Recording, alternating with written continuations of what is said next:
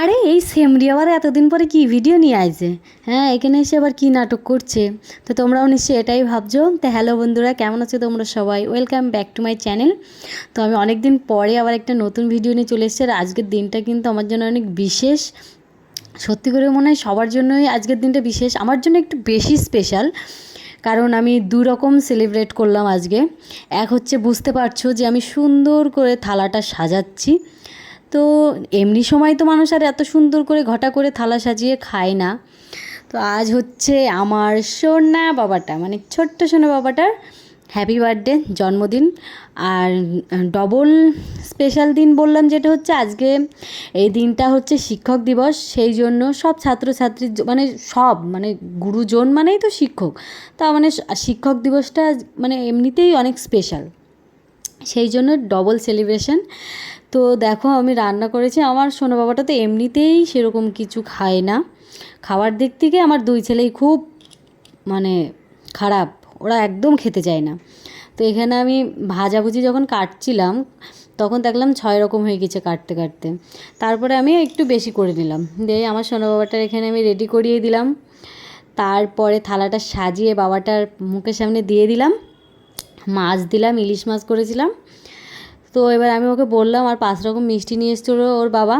5 রকম মিষ্টি এমনি নিয়েছিল, আর রসগোল্লা খেতে একটু বেশি ভালোবাসে, অন্য কোনো মিষ্টি খায় না, সেই জন্য আবার আলাদা রসগোল্লা নিয়েছিল, সেই রসগোল্লাটা আমি দিয়েছি।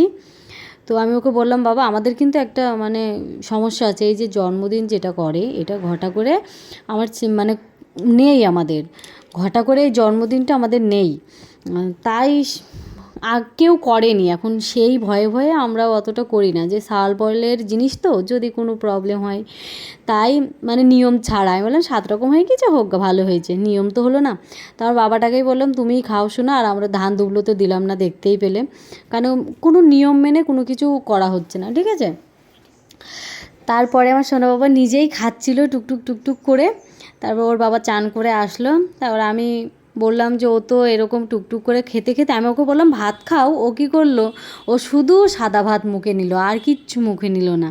তারপরে আমি আবার সব রকম একটু একটু করে নিয়ে ওকে খাইয়ে দিতে থাকলাম, যে আমি অন্তত 3বার খাইয়ে দিই। তারপরে কিন্তু ও তো ফোন ছাড়া খাবার খাই না, ফোন দাও তবেই খাবে, ফোন না দিলে ও একদানা ভাতও মুখে নেয় না। আমি বারবার বলছিলাম, শোনা ক্যামেরা হচ্ছে, ক্যামেরা হচ্ছে, খাও খাও খাও, ক্যামেরা হচ্ছে, তবে গিয়ে ও মুখে নিচ্ছে। দেখো একবার ও কেমন করবে।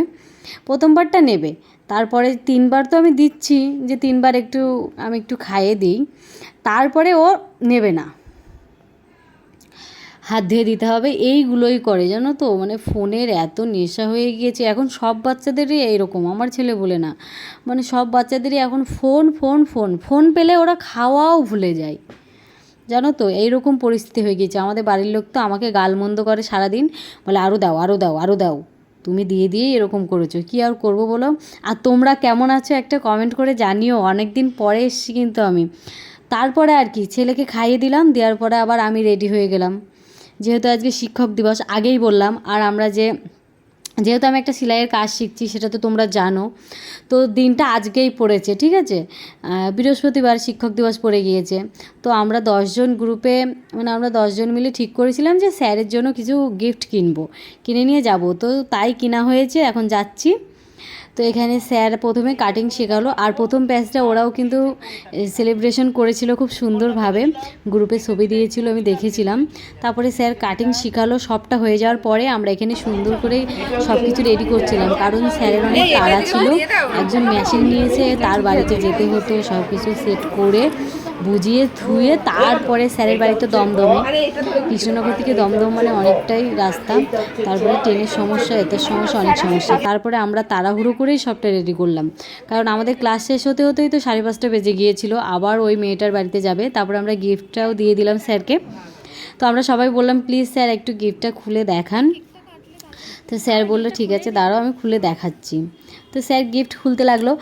আর তারপরে স্যার কী করছিল বলো তো, আরও সবার কাটিং অনেকে বুঝতে পারছিল না, সেই কাটিংটাও দেখিয়ে দিল, মানে সেই জন্য স্যারের আরও দেরি হলো। তারপরে স্যার গিফট খুলছিল, আমরাও ভাবছিলাম স্যারের কি, আমরা কিন্তু গিফটটা দেখেছিলাম না, কারণ আমাদের গ্রুপে আরও যে 6 জন ছিল ওরা ওখান থেকে কিনে নিয়ে এসেছিলো, স্যারেরও দেখলো আমরাও দেখলাম, আমরা শুধু গিয়ে টাকা দিয়ে দিয়েছিলাম। আমরা এখান থেকে 3 জন যাই, সেই 3 জন টাকা দিয়ে দিয়েছিলাম। তো স্যার যখন গিফটটা খুলে দেখলো আমার তো ভালোই লাগছিলো, স্যারেরও পছন্দ হয়েছিল গিফটটা। আর পছন্দ না হলেও তার স্যার বলবে না বলো, তবে গিফটটা কিন্তু সুন্দর ছিল। তোমরা কমেন্ট করো কেমন ছিল গিফট। তারপরে স্যারকে বললাম স্যার কেক কাটুন প্লিজ। তারপরে স্যার কেক কাটা শুরু করলো, মানে মোমবাতিগুলো লিপছিলই না, এমন অবস্থা হচ্ছিলো, ফু দিচ্ছিলো লিপে যাচ্ছে আবার জ্বলে জ্বলে উঠছে, জানো এত সমস্যা হচ্ছিল। তারপরে এই যে ইনি আবার মাঝখানে হাত ঢুকিয়ে দিয়েছিল, এমন হাতটা সরা। তারপরে কেকটা কাটলো, দিয়ে স্যার তো খুব তাড়াহুড়ো করছিল মানে যাওয়ার জন্য, খুব তাড়াহুড়ো করছিল, মানে অনেকটা দেরি হয়ে গিয়েছিল তো। তার মধ্যেই স্যারের হাতে কেকটা দিয়ে দিলাম। স্যার কিন্তু কেকটা খেয়েছিল, এমনকি পরও একবার স্যারকে দেওয়া হয়েছিল কেকটা, দুবারই খেয়েছিল স্যার। ওটা দেখেই আমরা খুশি হয়েছিলাম। আর স্যার বলছিল আমার সুগার আছে, খাবেন। আমরা বললাম স্যার একদিন খান, কিছুই হবে না, একদিন খেলে কিছু হয় না। তারপরে সবাই ছিল ওখানে, দেখো 10 জন বলে অনেক লোক ছিল কিন্তু আমাদের, তাই আমরা সবাই একটু একটু করে ভাগ করে কেকটাকে খেয়েছি, কারণ ভাগ করে খেলে পরে মজা বাড়ে। আর তারপরে আমার সোনা বাবার জন্য এখান থেকে আমি কেক নিলাম, সেটা প্যাক করছে এখানে। আর এখানে যে অতিথিকে দিয়ে আমি কাজ করাচ্ছি, কারণ আমি লুচি ভাজতে ভাজতে ভাজতে ভাজতে এত গরম লাগছিলো আমার। আমি 6টা 6:30টার সময় বাড়ি এসে তাড়াহুড়ো করে আবার আটা মাটা মেখে, জানো না, সব কিছু পায়েস করলাম, লুচি আমি ভাজছিলাম, তারপরে আলুর দম করলাম। তারপরে এবার ও বলছে কাকি সরো, আমি একটু তোমার কাজ করে দিচ্ছি, কারণ ও দেখছে আমি খুব ঘেমে গিয়েছি। আর ও এমনিতেও এগুলো কাজ করতে খুব ভালোবাসে। আর এখানে আমার মা আর বিক্রম, ও তারপর এখানে চলে আসলো কেক কাটার সময়। আমার সোনা বাবাটা বসে পড়েছে, তো দাদা বললো দাদা ভাই একটু ছবি তুলে নিই, দিয়েও ছবি তুললো। ও তো কেক কাটার জন্য রেডি, আর বাচ্চারাও রেডি। তো এই তো একই প্রবলেম এই মোমবাতিগুলোর, ফু দিলেও নেবে না, ফু দিলেও নেবে না, নিভে আবার জ্বলে ওঠে, এত সমস্যা হয়। দেখো একটু করে আবার জ্বলে যাবে, এত সমস্যা এই মোমবাতিগুলোর।